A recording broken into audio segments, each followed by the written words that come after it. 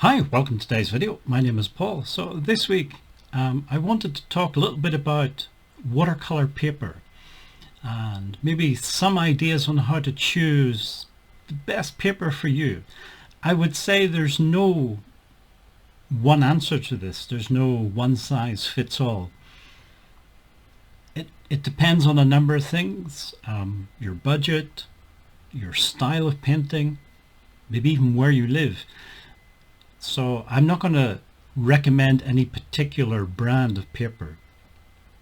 Instead, I'm going to give you some ideas, some things to consider when choosing paper for watercolor. And I should stress again, everything I'm saying is for watercolor paper only. I'm not talking about mixed media or drawing paper or any other kind of paper, only watercolor paper. So maybe the first thing to consider is really not that important, but it's worth talking about anyway, just a little bit.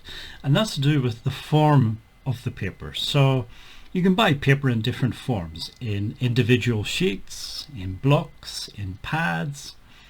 There's different ways to buy watercolor paper. It's just a personal choice. If you have a specific brand and it's a good quality brand, their individual sheets of paper, the blocks, the pads, whatever form they sell it in will be the same quality paper. So it's really just a personal choice, whichever form is most suitable for what you want to do. Okay, so on to then the next sort of 4 or 5 considerations that are more important. The first one is the material. So what is the paper made of? If you're doing watercolor painting, my advice would be, if possible, get 100% cotton paper. It is so much easier to work with the 100% cotton paper when you're using watercolor medium. There are alternatives. The main alternative is sort of wood pulp, or sometimes you'll see it described as cellulose. Cellulose is just basic wood pulp paper, but it's been treated with chemicals that make it slightly more compatible with watercolor medium. But as I said, the 100% cotton is still the best way to go. There are some papers, I've never tried them. I can't say if they're good or bad, but there are some papers that are somewhere in between. So they're a mixture of cotton and wood pulp. I say I've never used them, so I don't know if they're any good or not. I know they are slightly cheaper.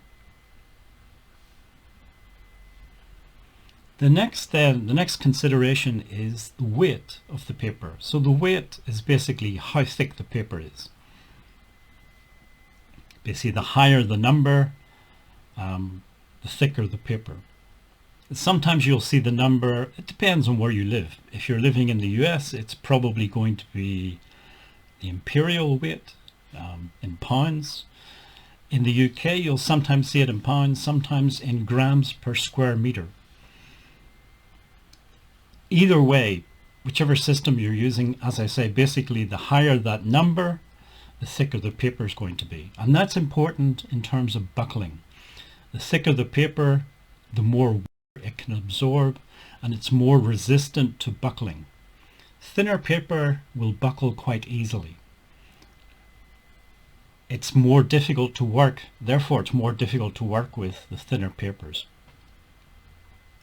You can pre-stretch paper, and there's loads of videos on YouTube. If you just hunt around for stretching watercolor paper, you'll see lots of videos, people showing you how to do this process.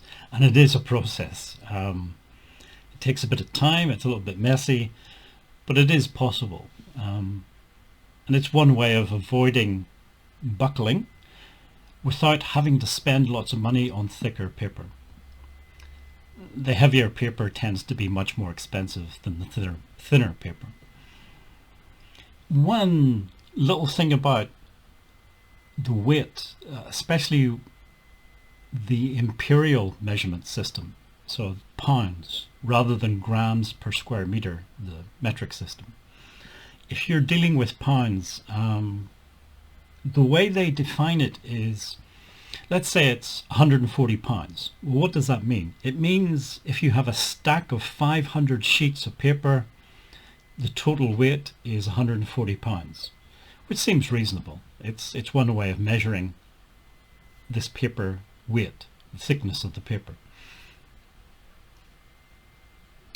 But there is a problem with the imperial system in that there's no standardized measurement of or definition of what is a sheet of paper, as in how big is the sheet of paper. So manufacturer A, they might have a small sheet of paper. Manufacturer B might use a big sheet of paper. Therefore, you cannot directly compare manufacturer A's weight measurement with manufacturer B's weight measurement because they're not using a standardized system. It's something to bear in mind, but in general, the higher the number, 300 pounds paper is generally speaking thicker than 140 pound paper. But when it comes to comparing, say, 300 pounds with manufacturer A and manufacturer B, they may not actually be the same thickness of paper. It's just something to bear in mind. The metric system is different. It's independent of manufacturers. So it's grams per square meter. And a square meter is an internationally recognized area. It's not a subjective measurement. It's not dependent on a manufacturer. And the same with a gram is a standardized unit. So the metric system doesn't have that problem. You can compare different manufacturers. It's just something to bear in mind. But as I say, generally, the higher the number, the thicker the paper, the less buckling you'll have when you use watercolor. The next thing, and this is maybe the most important one, is the surface texture of the paper. Again, there's no, this paper is better than that paper. It all comes down to your style of painting and what you want to do. So generally speaking, there's sort of three different types of paper. There's hot press paper, cold press paper, and then rough. And rough paper is just a more extreme version of cold pressed, if you like. Cold pressed paper has some texture on the surface. Hot pressed paper is smooth. There's basically no surface texture. And then rough is, there's lots of texture. Different manufacturers in different parts of the world will use slightly different names. And also, you can't compare one manufacturer to another manufacturer because these names are not standardized. So again, manufacturer A might produce a cold pressed paper that has a very rough surface. Manufacturer B will also produce a cold pressed paper, but their surface texture is not as extreme. It's a medium sort of surface. So there's no way around this. You can't just rely on the names. You have to go out and just experiment with different types of paper to find the one that works for you. Some other things I would say, if you're really into details in your paintings, then a smoother paper is going to be easier to work with. If you're into more abstraction or impressionism, that type of thing, a medium or rough surface may be better for you. If you like to add in different effects, so dry brush work, for example, it's much easier to create dry brush marks on rough paper or cold press paper. It's tricky to get really good dry brush marks on a hot press paper, generally speaking. So again, as I said, it's not that one paper is better than the other. It's just they're different, and the best paper is really dependent on your style. One last thing maybe to say, one last consideration is to do with sizing. So watercolor paper is sized. That means it's been treated with something that prevents the water and the pigment from immediately soaking into the paper. If you were to try to do watercolor painting on a drawing paper, you'll find that the water just soaks straight into the paper. It'd be like trying to paint on a piece of tissue paper or kitchen towel or something like that. It's just going to soak up the water immediately. It's just not going to work, especially if you do wet in wet painting. So you want sized paper. And that's why I said I'm only really talking about watercolor paper here. All watercolor paper should be sized. It doesn't matter on the manufacturer or what it's made of, it should all be sized. But it can be sized with different things. So for the vegans,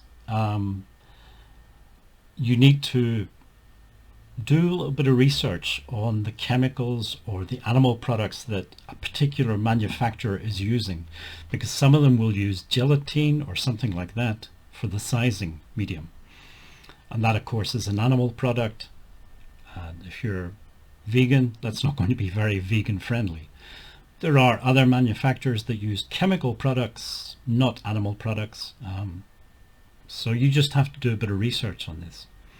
Again, I'm not going to say anything about specific manufacturers because I might make a mistake and I don't want somebody using it thinking it's vegan friendly when it actually it isn't. So I'd prefer you to do your own research and find a paper that is suitable for you. Okay, so 5 or 6 then considerations for choosing a good watercolor paper to use. Hopefully this was interesting and useful to somebody, and if you made it this far, thank you for watching and listening, and hopefully see you in next week's video.